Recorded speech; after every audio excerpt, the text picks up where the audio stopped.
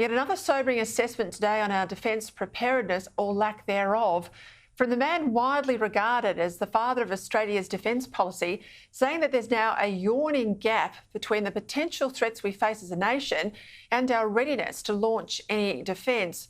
Professor Paul Dibbs said the key defect with this government's defence policy is the stark gap between the promises and the lack of action to change defence preparedness. Joining me now to discuss this and more, Sky News contributor Chris Uhlmann. Well, like I said, I think Dibbs is regarded as, one of the architects of Australia's defence policy.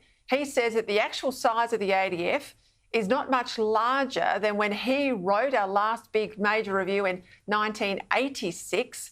We know a lot's changed since then, Chris, particularly with China. But Dibbs says we have failed to scale up, meaning we're not ready, he reckons, to protect the country if needed. And what do you make of his remarks? Well, he's reminding us that we should always watch what governments do and not listen to what they say, Peter, because there is, as he says, a yawning gap between the strategic threat which the government identifies, that is, that we could be in a conflict within the next 10 years, and what we're doing about it, which is that we won't have the capacity to fight within the next 10 years, and that should disturb everyone. As he says, 60,000 people in the ADF, about half the size of the MCG. We'd run out of pilots before we ran out of planes. We'd run out of submariners before we ran out of submarines. So we have a real workforce problem within the ADF, but beyond that, we don't have the kit which we need to fight with. I will say this, however, that the defence gaps open up over long periods of time.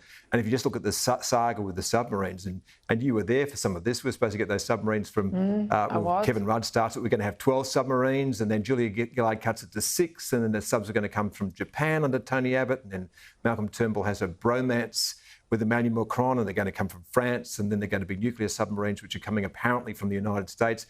Look, Peter, I am seriously concerned that I won't ever see one of those submarines tied up in Sydney Harbour in my lifetime. I think we should all be concerned about that.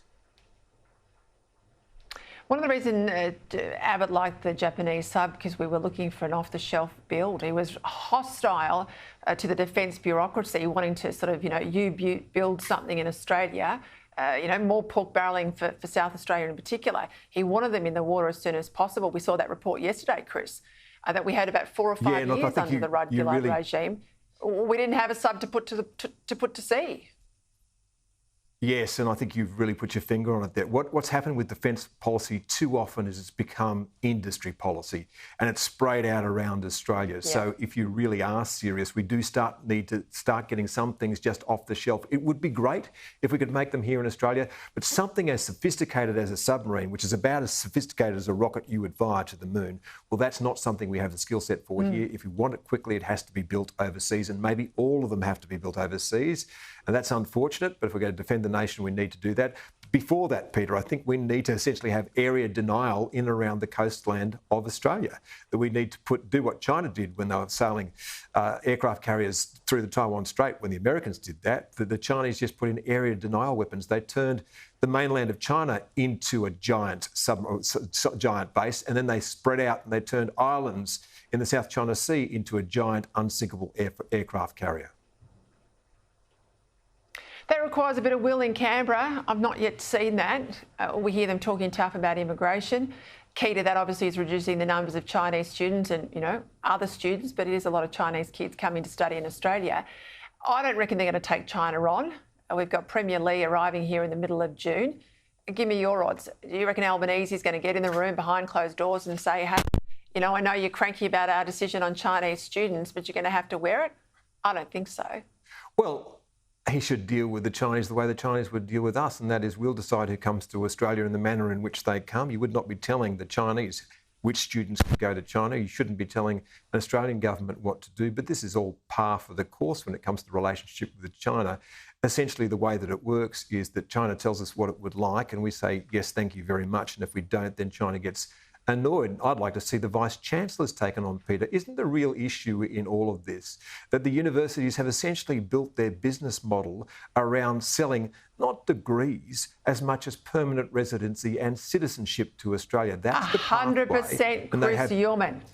You're spot on. Yeah, they have built their business on it, Peter. So that's the issue, and the Vice-Chancellors should think, If the students have been cut off in the past, they can be cut off again in the future. It would be in their interest to diversify, but they really don't want to.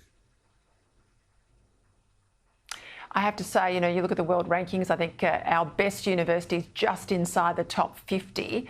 And so when we're competing with the UK and particularly the United States, who do not offer the residency route we do, the trump card is you can come here to Australia, you can bring your dependents, which they do. You can't do that in other countries. You can buy property in Australia for the length of the time you're here, and you just keep pushing out that visa, and eventually you get to stay. That's what the universities are selling, and all the poor old Australians are mugs because we allow them to do it. We've got to stop that.